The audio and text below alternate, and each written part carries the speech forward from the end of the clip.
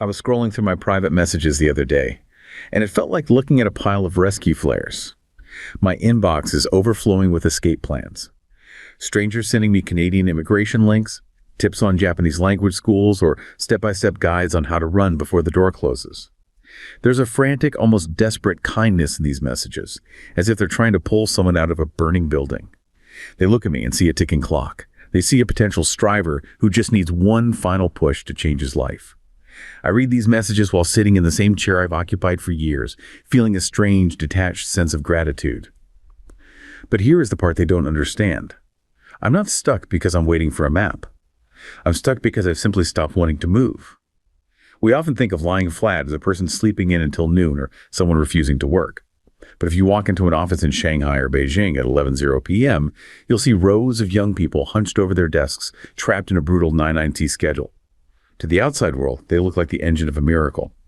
In reality, many of them are practicing the most extreme form of Chinese-style lying flat. They aren't working for a future. They are performing the bare minimum required to maintain a pulse. Because the Chinese dream, the house, the car, the traditional success, feels like a script written in a language they no longer speak. This instantaneous gap between the world's expectation of effort and the internal reality of exhaustion is where the true story lies. When you realize that even 996 can be a form of checking out, you start to see the cracks in the miracle. It's a quiet, stubborn kind of heroism.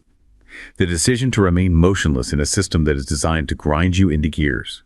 It isn't just a lack of money or a lack of health. It's the moment you realize that the goals you were given aren't worth the sweat it takes to reach them. That feeling of being motionless in a world that just screams at you to move faster. Especially the part about 996 being a form of lying flat.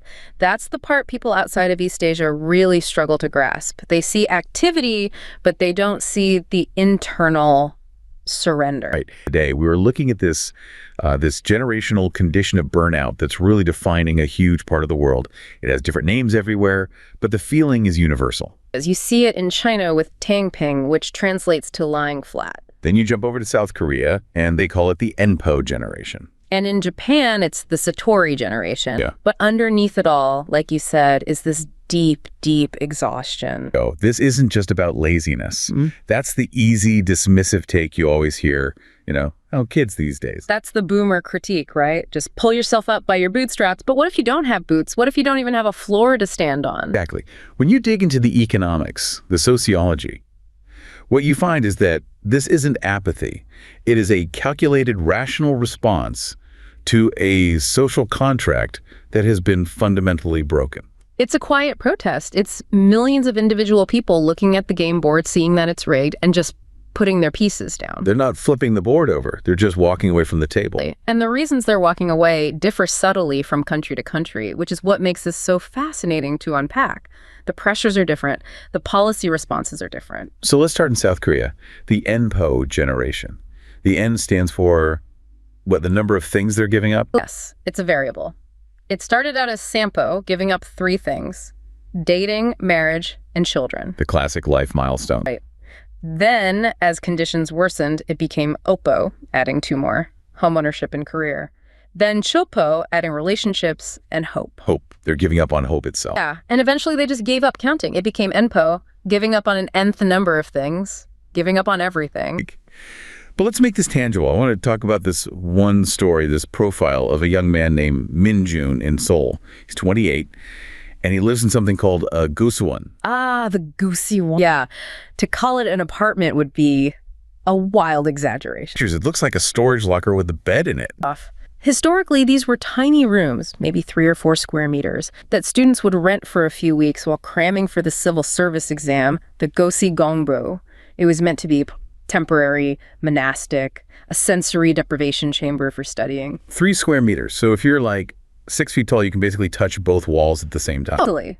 No private bathroom, often no window. It's just a bed, a desk, and that's your life. And the thing is, this was never meant for long-term living. But now, for people like Min-jun, it's become a semi-permanent address. It's the only thing they can afford in Seoul. Okay, so picture Min-jun. He's in this box. He's probably been applying for jobs all day, getting nothing back. Yeah.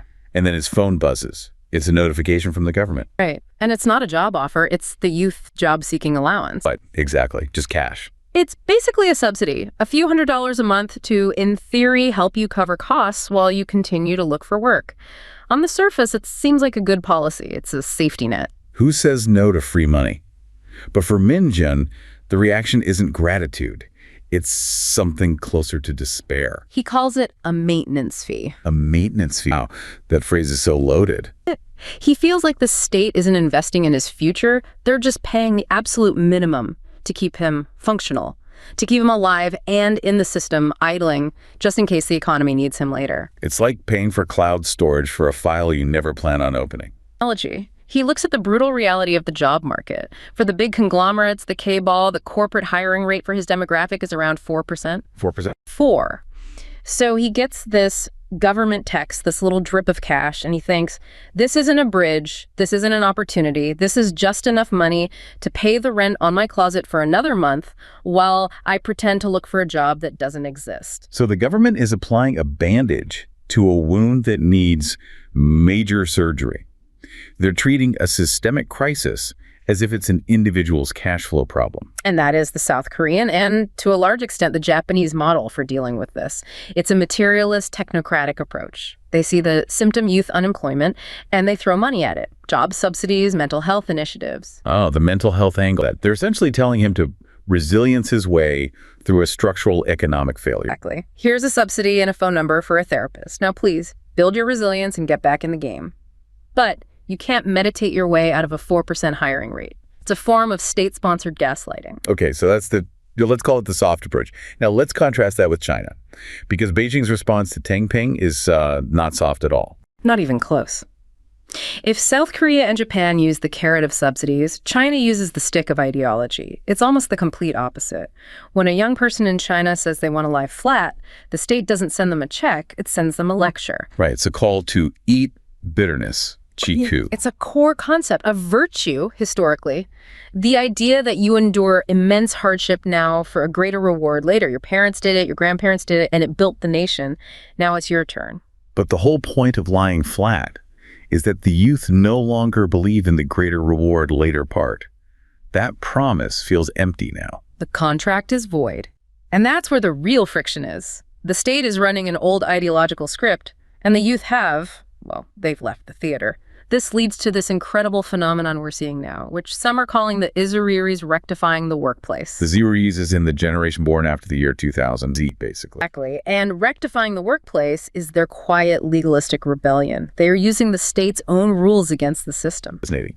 You have kids showing up to job interviews carrying a copy of the Chinese labor law. Can you imagine the nerve? It's such a power move. They sit down with the HR manager and say, okay, let's talk about overtime.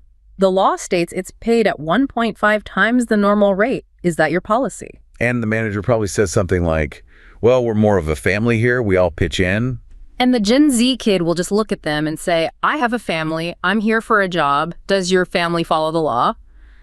It's a complete rejection of that exploitative, we're all in this together corporate culture. There was another story about refusing team building exercises. Yes. The boss announces some mandatory fun on a Saturday, and the young employee asks, is this during paid working hours? The answer is, of course, no. So they just don't go. This sounds a lot like the quiet quitting trend we saw in the West. It's quiet quitting with a legal textbook in hand. There's an anecdote about a worker who was in a meeting that ran past 6 p.m. The boss asked for his input. The worker just stayed silent. When confronted later, he said, my paid hours ended at 6. You are getting my presents for free. My thoughts cost extra. That is incredible. But it brings us back to the core issue. Whether it's the Korean subsidy or the Chinese lecture, the state is trying to fix a motivation problem. They're trying to restart an engine. But the youth have realized the engine is powering a vehicle that's going nowhere, or worse, going straight off a cliff. So they've simply gotten out of the car. You can't fix a spiritual crisis with a monthly check or a patriotic slogan. Which brings us to the cliff itself. We need to talk about the hard numbers, the raw data behind this despair. Because it's not just feeling, it's math. It's the mathematics of despair. And the biggest variable in that equation is housing. Right. Let's go back to China for this one. Let's talk about Wei and Lin, this young couple in Shanghai. They're educated, they're professionals, they're doing everything right by society's standards. They're the model citizens, the ones who are supposed to be living the Chinese dream. And we see them standing on the balcony of their tiny rented apartment, looking out at just a forest of identical concrete towers stretching to the horizon. And they've done the math. The math is brutal. For a standard 2-bedroom apartment, something you'd need to start a family, located a solid 2 hours away from their jobs. A 2-hour commute each way. They're looking at a 30-year mortgage that would consume the majority of their combined income. It's a life sentence of debt. Assuming nothing goes wrong, assuming no one gets sick, no one gets laid off, the property market doesn't crash. Which are all huge assumptions. So they make a decision. They decide they're not going to have children. And the way Wei phrases it is just gut-wrenching. He says it's an act of mercy. He feels he's sparing a child from having to participate in the involution that has crushed him. Involution. Here. It's so critical to understanding this whole phenomenon. I see it everywhere now. What is it really? The classic analogy is a crowded movie theater. Everyone's sitting, everyone can see the screen. Then one person in the front row decides to stand up to get a slightly better view. And then the person behind them has to stand up just to see what they could see before. Exactly. And soon, everyone in the entire theater is standing. Nobody has a better view than they did when they were all sitting, but now everyone is exhausted from standing. That is involution. It is competition without progress. It's working harder and harder just to maintain the same position. A race to the bottom, where the only prize is exhaustion. And Wei and Lin, on that balcony, are making the rational choice to not bring a child into a theater where they'll be forced to stand for their entire life. And this personal, heartbreaking decision, when multiplied by millions, becomes a demographic catastrophe. It's a cliff. I mean, look at South Korea's fertility rate. It's fallen below 0.8. It's now around 0.72, I believe. Below 0.8? I thought 2.1 was the replacement rate to keep a population stable. South Korea is. It's not even in the same ballpark. At that rate, the population will have in a single generation. It's the fastest demographic decline of any country in peacetime history. And China, with its one-child policy history, is right behind them. And we can draw a direct line from the cost of an apartment in Seoul to that fertility number. Yeah. There's a Korean housing report that did the math. They found that for every 1% increase in housing prices, there is a corresponding 0.000003 decline in the total fertility rate. Now, hold on, because that sounds tiny. 0.002. That feels like a statistical rounding error. It does if you look at it in isolation, but housing prices in Seoul didn't go up by 1%. Over the last 5 to 7 years, they've gone up 50, 60, in some areas nearly 100%. So you have to compound that tiny number. Okay, it's a death by 1,000 cuts. It's a demographic death. That small number, multiplied by a massive price hike, is statistically responsible for tens of thousands of children not being born every year. The report is explicit. Housing cost is the #1 reason couples give for not having a first, second, or third child. There's a rational economic choice. I can have a home or I can have a child. I cannot have both in this city. And this is the fundamental broken promise of the East Asian megacity model. Whether you're in Tokyo, Seoul, or Shanghai, all the opportunity, all the good jobs are hyper-concentrated in one urban core, so you have to be there. But the cost of entry, the basic price of a life there, is now impossibly high. The floor is rising faster than the ceiling. So lying flat isn't a moral failure.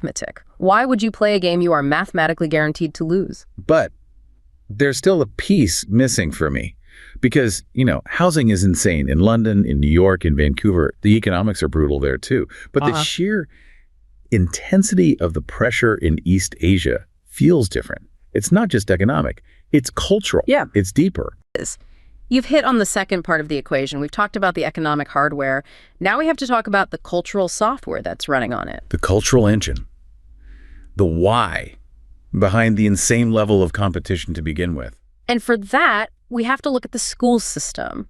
It starts so young. There's this idea of the Confucian mandated collective dream. It's drilled in from day one, and a lot of it centers on this distinction between the small self and the great self. Xiaowo, the small individual self, and Daowo, the great collective self. The great self can be your class, your school, your company, and ultimately the nation. And the core lesson, repeated endlessly, is that the Jiao must always be subordinate to the Dao. Your personal feelings, your desires, your friendships, they are secondary to the needs of the group. It's a fundamental difference from a more individualistic Western mindset, and it's enforced through the school structure. The source we looked at talks about how things like Guangxi social relationships and peer surveillance are baked into the classroom. Students monitoring each other, not just teachers monitoring students. Right. Your success is the group's success. Your failure is the group's failure. Solidarity becomes a tool for competition. You're a team, but you're a team designed to crush the other teams. There's this one story from the research that it chilled me. It's about a dance practice. It's a boy-free dance room. Yeah, it's a powerful little anecdote. It's a primary school in China. The kids are getting ready for a big Children's Day competition. It's a huge deal, a source of collective honor. The girls in one class, class 2, are practicing a secret dance routine. They don't want the rival class, class 1, to see it and steal their moves. So they post a guard at the door, a little boy from their class named Wei. And then his best friend, Wei Young, from class 1, comes along.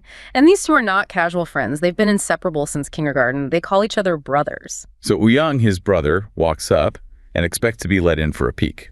But Wei doesn't budge. He physically blocks the door, and he tells his best friend, his brother, no, this is for the collective interest of class 2. You are the competition. He chose the Dawo, the great self of the class, over the Xiaowul, his personal friendship, at what, 7 or 8 years old? That's how early the training begins. The system creates these boundaries. It teaches you to view even your closest friends as potential rivals if they're not in your in-group. Your primary loyalty is to the collective. It weaponizes solidarity. It does, and then this is reinforced with cultural idols like the figure of Li Feng. The famous soldier. Yeah. Every school child in China knows his story. He's the ultimate embodiment of the selfless spirit. The propaganda story is that he died in a mundane accident and they found his diary, which was filled with entries about his desire to be nothing more than a rust-proof screw in the great machine of the nation. A screw, not a leader, not an innovator, a component part. A component part whose only job is to do its duty quietly and hold the machine together. That is held up as the pinnacle of virtue. You are not meant to have personal ambition. You are meant to serve the great self. Okay, so let's connect the dots here.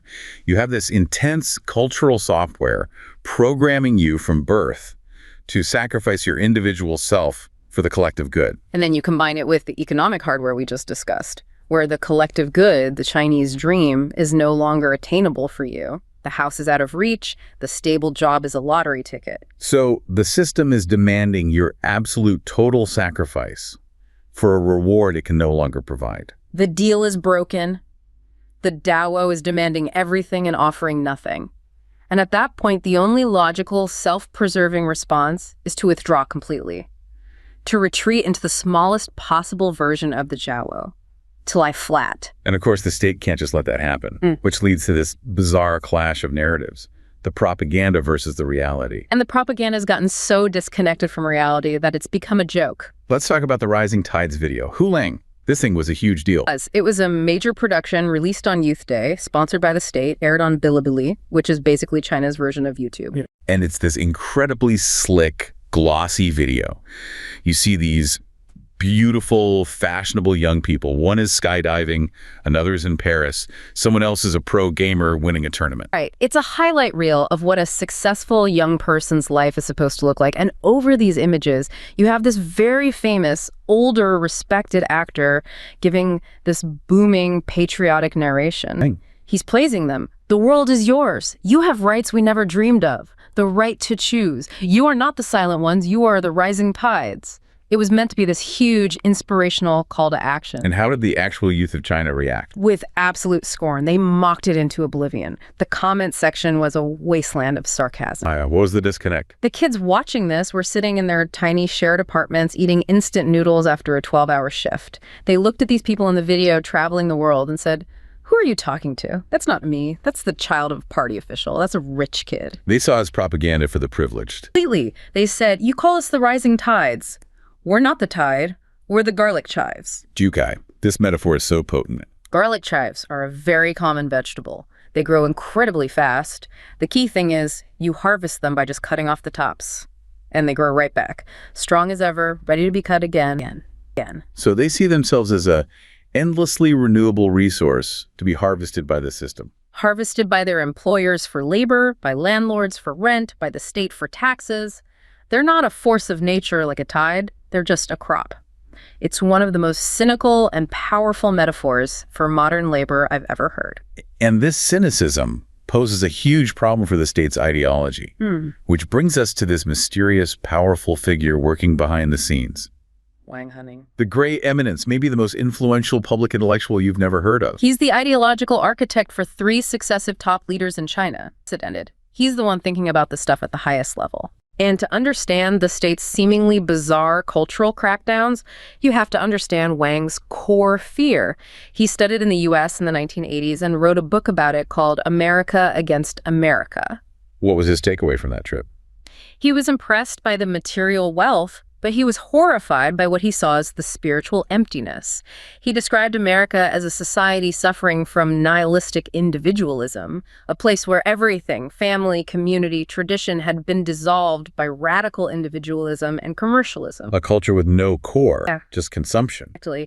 And his life's work has been to ensure China doesn't go down that path. He wants China to be rich and strong with a powerful collective culture. But here's the paradox. It's a massive paradox. The very tool China used to get rich, a form of hyper-capitalism, has unleashed the exact forces of individualism and commercialism that he fears. The Tangping movement is his nightmare come to life. It is Chinese youth embracing a form of nihilism because the collective dream has failed them. So what's his solution? He's painted himself into a corner. His solution is a top-down forced cultural purification. This is the logic behind the common prosperity crackdown. It's a culture war. This explains some of those headlines that seem so strange to us in the West. Like the ban on so-called sissy men on television. The Zhao Xingru or Little Fresh Meat, these androgynous K-pop style male celebrities. To Wang Huning, they're a symbol of a decadent, weak, consumerist culture imported from the West and South Korea. They are not the rust-proof screws he wants. And the crackdown on the private tutoring industry. That massive industry was wiped out overnight. That was a direct attack on involution. The logic was tutoring is expensive, it drives the hyper-competition, it raises the cost of child rearing, which lowers the birth rate. So if we ban it, we can ease the pressure and maybe people will have more kids. Did it work? It just created a massive black market for tutors and threw millions of people out of work. You can't solve a deep, bottom-up loss of faith with a top-down administrative ban. You can't command people to have hope. It's a state demanding a strong culture from a generation that is simply too exhausted to perform it. Which leads us to the final, most extreme stage of this phenomenon. When you move beyond just lying flat, you get to what you could call the heroism of non-participation. This is where it goes from being a social trend to something almost like a spiritual stance. I mean, think about the story of the modern Satori monk in rural Japan. Right. This isn't a religious figure in a formal sense. He's not in a monastery. No. He works a part-time job at a 7-Eleven, just enough hours to pay for his tiny apartment, his internet bill, and a simple diet of rice and vegetables. He has actively, consciously rejected every single marker of traditional success. The corporate ladder, the expectation of marriage, of carrying on the family line, all of it gone. He's achieved Satori enlightenment or awakening, not through meditation, but through resignation. By being free from material desire. By wanting nothing, he has made himself ungovernable. You cannot threaten a man who has no ambition. The system's leverage, the promise of a promotion, the threat of being fired, it's all meaningless to him. It's the ultimate act of self-preservation. It's a quiet, stubborn heroism. And you see echoes of this elsewhere. In China, you have the Sanhe Daishin in Shenzhen. The Sanhe gods. These are young migrant workers in the factory hub of the world, and their philosophy is legendary. Work for 1 day, play for 3 days. A day-to-day existence. They'll do a single day of grueling factory work, get paid in cash, and then spend the next 3 days in an internet cafe playing games and sleeping in their chair until the money runs out. They've completely rejected the idea of saving for a future there is only today. And now there's an even more extreme term than Tangping. It's Beilan. Let it rot. This one is much darker. Lying flat is passive. You're just resting, opting out. Beilan is actively embracing the decay. It's saying, the situation is hopeless. Fine, I'm not even going to try to maintain it. I'm going to watch it burn, let it all rot. It's a protest rooted in spite. And this rejectionist impulse is also taking on a gendered dimension. So, especially in South Korea, you have the 4B movement. The four no's. No dating by One.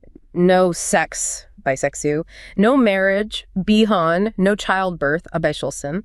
This is a movement of feminist women who are making a conscious political decision to withdraw from a patriarchal society that they feel is hostile and exploitative. It's a full-on reproductive strike. It's the ultimate form of non-participation in a system that relies on women's unpaid domestic and emotional labor. Radical, and it's having a measurable impact on the country's demographics. And for those who can't withdraw mentally, there's always the fantasy of withdrawing physically. Rungsu, the study of running. It's a play on words, right? The Chinese character sounds like the English word run. And it's this entire online subculture dedicated to figuring out how to emigrate, how to get a visa to Canada, what it takes to move to Thailand, comparing notes on escaping China. In South Korea, they call it Tal Hosean, escaping Hell Hosean, using the old dynastic name for Korea. So even if you're stuck in your 996 job, you can spend your lunch break dreaming of escape. It's a mental safety valve. It's the last resort. The famous economist Albert Hirschman wrote about this. When you're unhappy with an organization or a state, you have three choices: exit, voice, or loyalty. You can use your voice to protest and try to change things. You can remain loyal and hope things get better. Or you can exit. In a place like China, voice is heavily suppressed. And for this generation, loyalty feels like a fool's game because the system is no longer loyal to them. So all that's left is exit. Physical exit if you're one of the lucky few who can manage it, or for everyone else, a kind of internal spiritual exit. You lie flat. You let it rot. You become a Satori monk in a convenience store. So when we pull the camera back and look at this whole landscape, from the Enpo kid and his Gaosuan to the Satori monk in Japan to the garlic chives in China, what are we really seeing? I think we are seeing the end of a 50-year-old social contract. The post-war miracle in East Asia was built on a simple premise. Sacrifice your individual desires, your zhao, for the good of the collective, the Dao. You work hard, you don't complain, you obey. And in return, the system will provide you with stability, a rising standard of living, and a better life for your children. The Iron Rice Bowl. The miracle on the Han River. But that promise has been broken. The system is still demanding the sacrifice, but it's no longer delivering the reward. So the youth are responding in the only way they can. They are reclaiming the small self. They're retreating into a tiny, private inner world that the state can't touch, that the corporations can't monetize. A right to be irrelevant? And for the state, that's the ultimate crisis. A modern economy, a modern nation state, cannot function with an irrelevant population. It needs producers. It needs consumers. It needs breeders. But for the individual, trapped in this impossible machine, maybe that right to be irrelevant is the only authentic form of freedom they have left. It's a crisis of production for the state, but it's a crisis of meaning for the person. If the only way to win is not to play, then standing still is the most radical move you can make. So we leave you with this thought. We often look at these movements as failures. Failures of the economy to provide jobs, or failures of young people to find grit. But perhaps we should look at it differently. In a world obsessed with speed, growth, and more, the decision to stop moving isn't always an act of surrender. Sometimes standing still is the only way to prove that you still own your own life.